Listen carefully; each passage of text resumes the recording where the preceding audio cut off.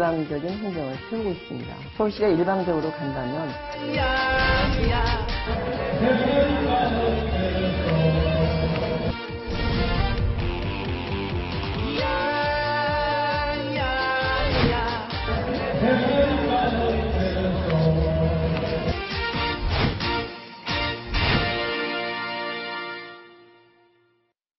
뉴스탑10이 선정한 또 다른 상위권 소식입니다.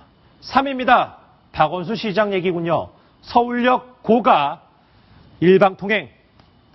박원순 시장이 주민들의 반대 목소리에도 서울역 고가도로 공원화 사업을 홍보하기에 바로 오늘, 방금 전에 보셨던 화면이 오늘 있었던 얘기입니다. 시민 개방 행사를 개최했습니다. 박준혜 기자. 네. 아까 좀 화면도 봤는데 분위기는 어땠습니다? 막 반대하는 목소리도 꽤 있었던 걸로 알고 있는데요. 네, 오늘 서울역 고가도로에서 시민 개방 행사가 두 번째로 열렸습니다. 예. 지난해 10월에 열린 이후 두 번째인데요. 화면에 나오다시피 인조 잔디를 깔아놓고 노란 아하. 파라솔 같은 거를 설치를 해놓고 했는데요. 날씨가 좋아가지고 많은 시민 여러분들이 찾았습니다. 약 800평 정도의 인조 잔디밭이 깔렸고요. 2,000명이 동시에 피크닉을 즐길 수 있게 되어 있습니다. 커피, 차, 아이스크림 등 다양한 간식도 팔았고 문화 공연도 있어서 매우 많은 시민들이 보시다시피 참여했는데요. 제가 1차 행사 때도 갔는데 고가도로다 보니까 좀 더운 게 갔었군요. 박준혜 기자가. 좀 더운 게 흠이었지만 아무래도 날씨가 좋다 보니 많은 시민들이 찾았습니다. 동시에 고가도로 설치를 반대하는 남대문 시장 상인들도 시위를 300여 명이 벌이기도 했습니다. 아, 그렇군요. 오늘 행사에 참석한 이 일반 시민들과 박원순 시장의 현장 목소리를 직접 들어보시죠. 서울역이라는 거는 큰 역이 또 하나 있는데 구태여 그 위에다가 그렇게 상징물을 또 만들어야 될까? 모든 정책은 나는 단기적인 생각으로 이렇게 어떤 업적을 남기거나 치적을 남기기 위해서 그러는 건 나는 아니라고 봐요. 만약에 이게 개방된다고 하면 상상을 해보십시오. 공원이 된다고 생각해 보십시오. 여기에 차양이 쳐지고 여기에 카페가 만들어지고 여기에 전망대가 생기고 여기에 수많은 재미난 이벤트들이 만들어진다고 생각해 보십시오. 중국의 관광객, 일본의 관광객, 유럽의 관광객들 또 우리 시민들이 너무나 즐겁고 행복한 날들을 보낼 수 있는 그런 공간으로 변하지 않겠습니까? 네, 박원순 시장은 앞으로 이렇게 서울시가 많이 변할 것이다 심져서 얘기한 목소리까지 들으셨는데 그런데 이분들의 생각은 좀 다른 것 같습니다.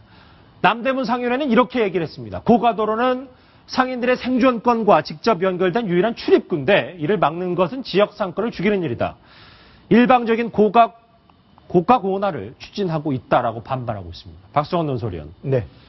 자, 물론 이것도 남대문 상인의 일방 주장일 수 있겠습니다만 서울시가 또 일방적인 모습을 보여주는 것 자체 박원순 시장이 또 비판을 받는 다른 이유 아니겠습니까?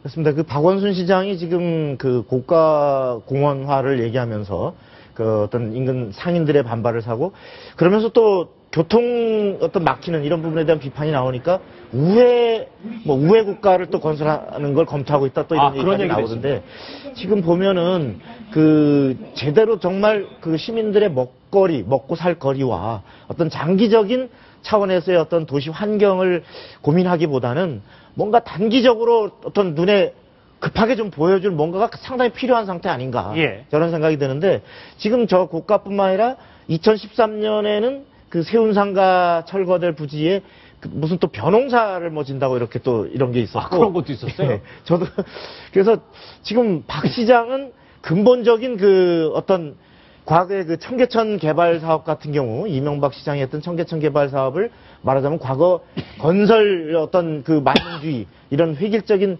이런 건설 만능주의라고 비판을 하면서 최근에 와서는 본인도 뭔가 꼬물꼬물 만져서 뭔가 이렇게 눈에 보여주고 싶은 것을 지금 이제 말한 것처럼 유혹을 느끼는 여러 가지 전 세계적으로 유명한 걸 좀 비슷하게 벤치마킹하는.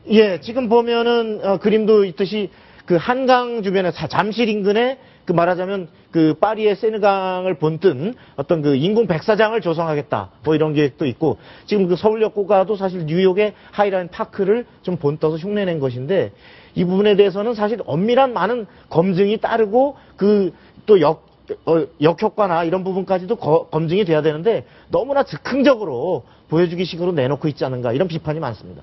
하태현 차장. 네. 지금 이 서울역 고가 논란 말고도 사실 네. 더 뜨거운 문제가 광화문 광장 확장 사업인데 네. 이거는 진짜 반대하는 데가 한두 군데가 아닌데 오늘 아침 또 뉴스를 보니까 강행하겠다 이런 얘기를 했습니다.